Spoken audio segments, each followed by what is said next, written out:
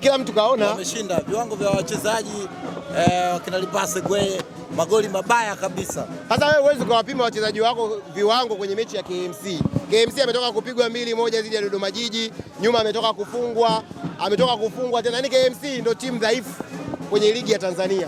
Kwa hiyo ukicheza dhidi ya KMC hauwezi kaenda kuiangalia timu yako ishinde, ila unaenda kuangalia leo KMC wamekuja na kitu gani kipya, kitu ambacho naona KMC wamezidi kuimprove.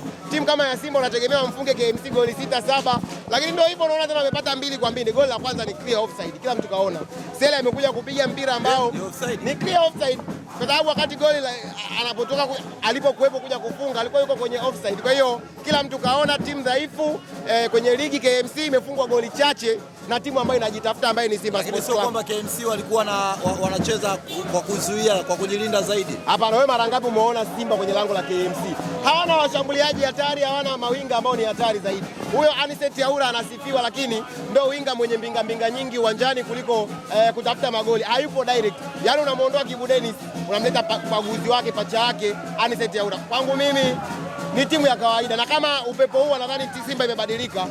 Tarehe moja kila mtu ataona nani ana timu nzuri, nani ana timu mbaya. Just assume Vingoma vinavyolia hivyo ni dhidi ya KMC. Ukishinda dhidi ya National Ahali, ukidraw na Ahali itakuwaje? Binafsi nimechukua na wiwa kuwapongeza KMC. Hii si fichi. Alidi Chukuchuku nampongeza, timu yake imeanza kuimprove kwa kiwango alichokionyesha leo. Kama Libase lile bao la Libase Gwe umelionaje? Bao la kawaida. Ni magoli ambayo yameshafungwa sana na Young Africans. Ni magoli ya Stefano Aziz Ki. Kwa hiyo ukiwa manake Libase ni level za Stefano Aziz Ki. Yale sio magoli level za washabiki wa Yanga kunyanyuka kuanza kushangilia. Wewe mwenyewe ni shahidi, unakuja kwenye mechi za Yanga. Kila siku Stefano Aziz Ki anafunga magoli ya design ile. Nadhani hawa walikuwa wanamtafuta mchawi nani. Katika kujitafuta ndio magoli ya papatu yanakuja namna hiyo, wanachukua alama. Lakini wewe mwenyewe shahidi, hawa watu baada ya mwisho kuona wanacheza lini mkoani. Raundi ya pili inakuja, tutajua nani mwenye timu nzuri, nani mwenye timu mbaya. Hata msimu jana walianza kwa 5 consecutive win. Walikuwa wanashinda. Lakini zilipokuja timu bingwa, timu dume, wote waliangukia pua. Wewe mwenyewe ni shahidi, mechi ya Azam wametepeta. Mechi ya Mtibwa Sukari ya Manungu Turiani wametepeta. Sasa aina ya timu za KMC watapata matokeo na watajua timu yao imeimprove. Lakini mchawi ni nani? Tutakuja kueleza. Kama wana ubavu huo, kama wana timu hiyo ambao wanaona tayari imeshafika viwango, wamfunge Saden Malini. Kama wana timu hiyo ambao wanaona imeshafika viwango, Jumamosi wamfunge Saden Malini. Mimi nitakubali, nitaamini kweli timu yao imekuja. Tumalize na hii kwa sababu gari linataka kutoka. Wanasema Young Africans anaoga na mjini haendi. Unawajibu nini? Yaani anaoga na mjini haendi kwenye nini? Yaani kwa maana nyinyi kwenye mechi hiyo mnaweza mkashinda na muendi hatua ya robo finali. Dede, bora sisi Yanga ambao tutaoga na mjini hatutaenda. Wao wamepiga pasipoti mjini wajaenda na hamna popote sehemu wameenda. Wanamaliza mkiani kwenye kundi, huwezi kutufananisha na sisi tunamaliza mshindi wa 3 au mshindi wa 2.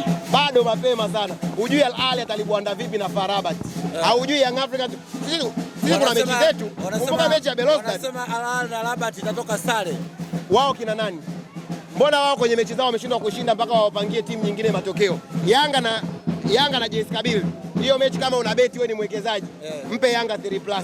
FAR Rabat na Al Ahly kama wewe ni mwekezaji, mpe Al Ahly 3+. Hiyo mechi yani huku Yanga 3+. Wachezaji wake nyota kina Trezeguet, Zizu wanakosekana. Al Ahly ni timu kubwa barani Afrika. Hata mchezaji wa mwisho wa 23 akicheza anakuwa hatari zaidi kuliko mchezaji wa FAR Rabat. Mimi na imani Al Ahly atashinda goli 3+ na Young Africans atashinda goli 3+, then sisi tutaenda zetu robo finali.